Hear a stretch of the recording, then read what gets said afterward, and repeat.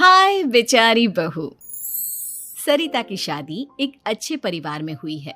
उसका पति रोहन उसे बहुत प्यार करता है। घर में उसकी सास शांति और ननद मीनाक्षी भी है, जो सरिता के किसी काम में दखल अंदाजी नहीं करती। लेकिन फिर भी सरिता को ऐसा लगता है कि दुनिया की सबसे ज्यादा बेचारी बहू वही है और सबसे ज्यादा अत्याचार उसी पर हो रहा है। माँ जी, ये लीजिए आपकी चाय। अरे बहू, तूने इतनी ज्यादा चीनी क्यों डाल दी चाय में? हाय हाय माँ जी, मैंने तो उतनी ही मीठी बनाई है जितनी मीठी आपको पसंद है। माँ जी, आपको तो मेरे हाथ की चाय अच्छी ही नहीं लगती। जब देखो कुछ न कुछ कमी निकाल ही देती हो। अरे बहू, तू एक बात के पीछे ही पड़ जाती है। मैंने ऐसा कब कहा कि तू रोज चाय खराब बनाती है? सरिता अपने कमरे में चली जाती है और फोन उठाकर अपनी माँ से बात करती है। हेलो माँ, कैसी हो आप? क्या कर रही हो? मैं तो ठीक हूँ, पर तू बता, तेरा मूड कैसा है? तेरी आवाज से लग रहा है कि कुछ तो हुआ है तेरे ससुराल में। अरे क्या बताऊँ माँ, यहाँ तो हर समय मेरे साथ बहुत बुरा व्यवहार होता है। मैंने अपनी सास के लिए इतनी अच्छी चाय बनाई, लेकिन मेरी सास चाय पीते ही मुझे 4 बातें सुना दी। बेटी, तू इतनी छोटी छोटी बातों पर ध्यान ही क्यों देती हो? तुम्हारी सास ने कुछ बोल भी दिया तो क्या हो गया, वो बड़ी है ना तुझसे। माँ ने इतना समझाया, लेकिन इस बात का सरिता पर कोई असर नहीं हुआ। अपनी बेचारी बहू की छवि वो बदलना ही नहीं चाहती। अगली सुबह सब नाश्ते के टेबल पर बैठकर नाश्ता कर रहे थे, तभी सरिता ने अपने पति से कहा, सुनिए जी, मुझे ना आज बाजार से कुछ सामान लेकर आना है। आज आप ऑफिस से आने के बाद मुझे लेकर चलना ना। भाभी, मुझे भी कुछ किताबें खरीदनी है। आप दोनों जा ही रहे हो तो मेरी किताबें भी ले आना। लो, अभी तो बात ही की है बाजार जाने की, तो एक फरमाइश आ गई। माँ जी, आप भी बता दो कुछ, और हाँ, मोहल्ले वालों से भी बोल दो अगर वो कुछ मंगवाना चाहते हो तो। बेचारी मीनाक्षी अपना सा मुंह लेकर रह गई। ये सब देखकर रोहन से चुप नहीं रह गया और वो गुस्से में बोला, सरिता, क्या हो गया है तुम्हें? मीनाक्षी ने तो सिर्फ किताबों के लिए बोला है। तुम्हें मीनाक्षी से इस तरह से बात नहीं करनी चाहिए। माफी मांगो उससे अभी। क्या? मैं माफी मांगू? दिन भर आपके घर के काम करूं मैं, आपकी और आपके घर वालों की बातें सुनूं मैं, और अब माफी भी मैं मांगू? ऐसा कभी नहीं हो सकता। ये बोलकर सरिता वहां से चली जाती है। एक दिन उनकी पड़ोसन घर आती है। अरे सरिता, क्या कर रही है? और क्या करूंगी भाभी जी, बस घर का काम ही कर रही हूँ। आप बताओ कैसे आना हुआ? अरे मैं तो तुम्हारा हालचाल पूछने आई थी, लेकिन तुम तो बिजी लग रही हो। कोई बात नहीं, मैं बाद में आ जाऊंगी।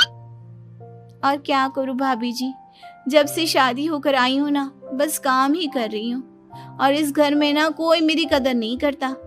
पति है जो बस घर से ऑफिस, ऑफिस से घर। ननद को तो कॉलेज से फुर्सत नहीं।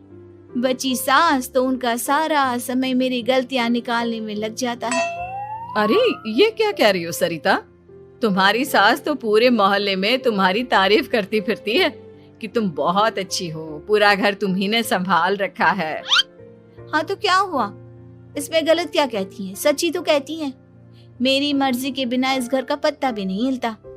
शाम को जब रोहन घर आया तो उसने सबसे कहा, कल हम सबको मौसी जी के घर जाना है, उनकी बेटी की शादी है। सब अपनी अपनी पैकिंग कर लो, सुबह होते ही निकल जाएंगे। और सरिता, तुम कान खोलकर सुन लो, वहां जाकर किसी की बुराई भलाई शुरू मत कर देना, नहीं तो मुझसे बुरा कोई नहीं होगा। हाय हाय जी, आप तो ऐसे कह रहे हो जैसे मैं सुबह शाम सबकी बुराई करती फिरती हूँ। आज तक कोई कह नहीं सकता कि मैंने किसी के पीठ पीछे किसी के बारे में कोई बुरी बात बोली हो तो। अरे बस बहू, बात को और ज्यादा आगे मत बढ़ा।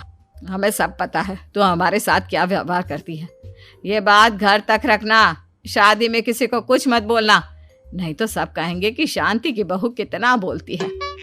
हाँ हाँ, सब कुछ तो मैं ही बोलती हूँ ना। आप लोग तो हर समय फूलों की बारिश करते रहते हो मेरे ऊपर। सारी गलती मेरी है जो मैं इस घर में आई। सबका कितना ध्यान रखती हूँ, लेकिन फिर भी मेरी तो आप लोगों की नजर में कोई कदर ही नहीं है। अगली सुबह सब लोग मौसी जी के घर पर चले जाते हैं। वहां पर शादी का माहौल होता है, सब जगह चहल पहल होती है, बहुत सारे मेहमान आए हैं।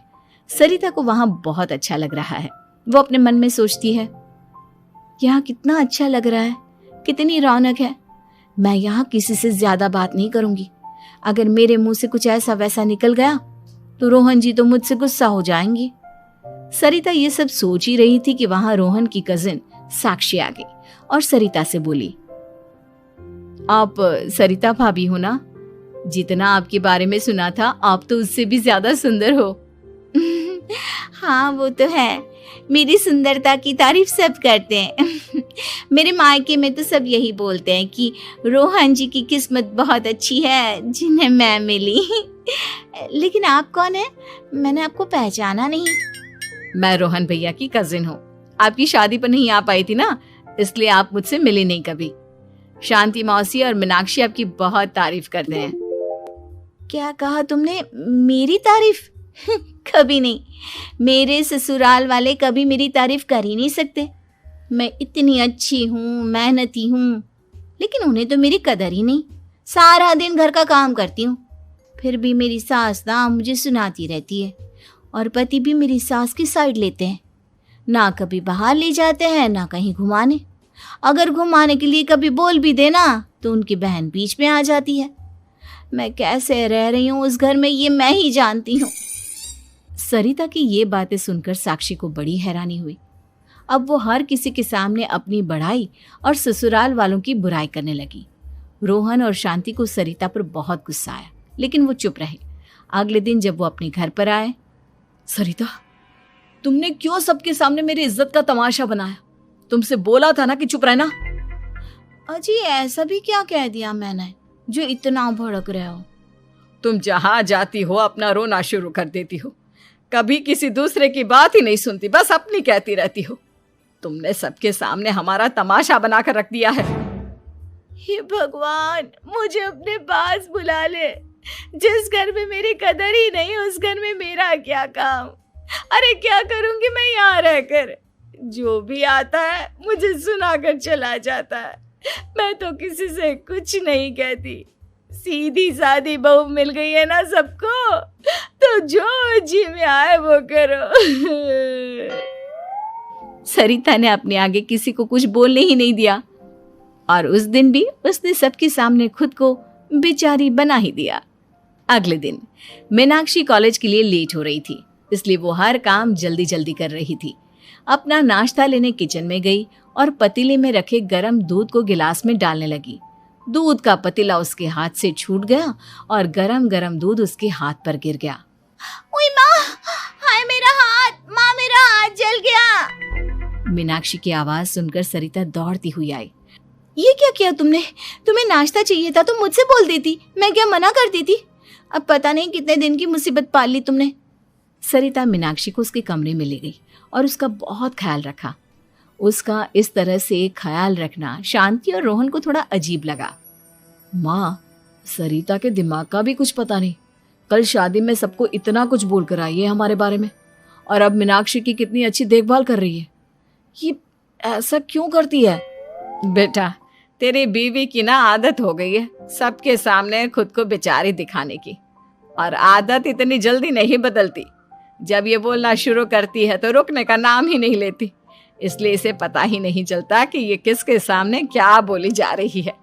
लेकिन दिल की बहुत अच्छी है। हमें भी अपना दिल बड़ा करके ये जैसी है इसे स्वीकार करना चाहिए।